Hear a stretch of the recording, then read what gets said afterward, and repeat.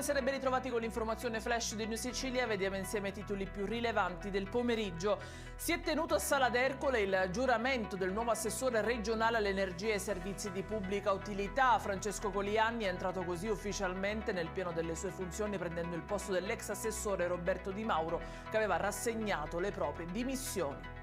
Passa al Tribunale di Catania la motivazione sull'appello del pubblico ministero in merito all'annullamento dei domiciliari del sindaco di Paternò Nino Naso. Lo ha deciso la Cassazione a seguito di quanto aveva disposto il Tribunale del riesame.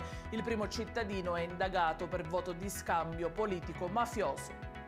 Chiusa per 15 giorni la discoteca di Palermo Teatro lo scorso 13 aprile del ferimento di un addetto alla sicurezza. L'uomo era intervenuto in difesa di un collega ma è stato brutalmente aggredito e accoltellato all'interno del locale.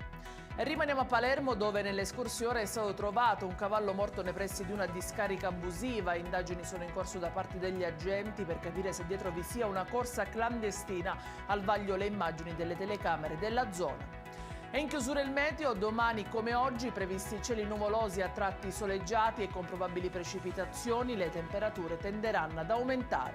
Ed è tutto per queste edizioni. Vi ricordo come sempre che i dettagli su queste notizie li trovate sul nostro sito e sui nostri canali social. Grazie per averci seguito e a domani.